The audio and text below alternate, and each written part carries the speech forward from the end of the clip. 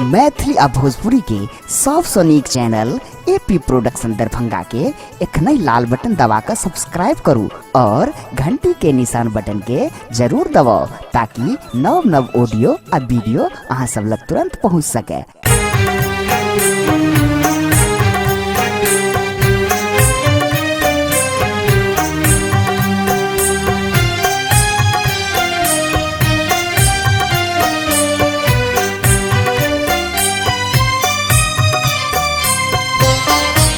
अपने सब सुन रहा छी एपी प्रोडक्शन की प्रस्तुति।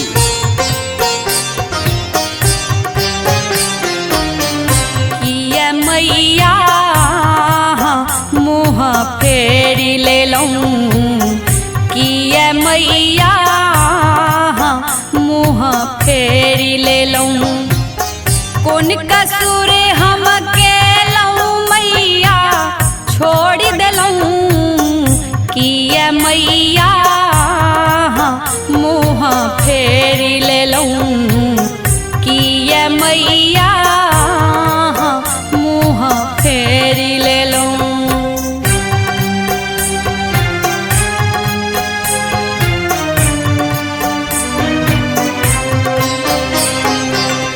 गूंज रहल अछि महिमा संसार में, पार लगाबू नाव फसल मझधार में।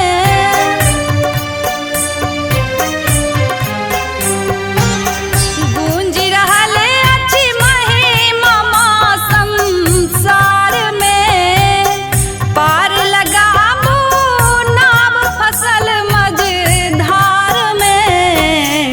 ममता के ताग किया तोड़ दिलूं, ममता के ताग किया तोड़ दिलूं, कौन कसूर हम केलूं मैया छोड़ दिलूं, किया मैया मुँह फेरी ले लूं, किया मैया मुँह फेरी ले लूं।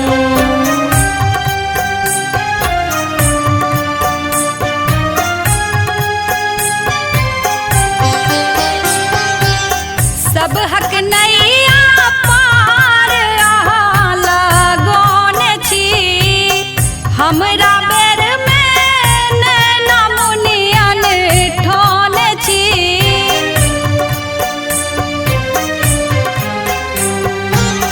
सब हक नैया पार अहाँ लगौने छी, हमरा बेर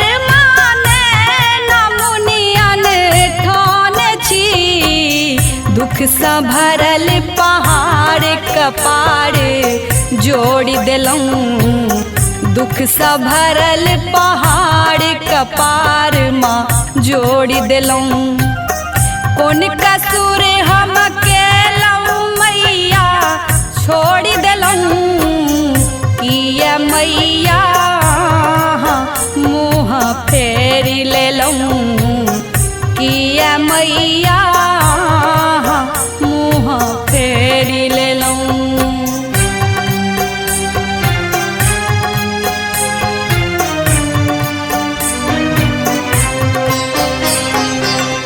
आदि शक्ति जगदम्बे कल्याणी छी, माफ करू अपराध माँ वरदानी छी।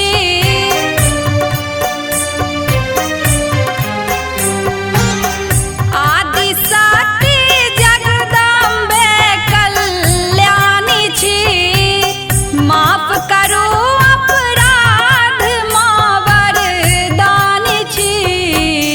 पुत्र माधव के किया माँ बिसर गेलूं, बेटी पूजा के किया माँ बिसर गेलूं, कौन कसूर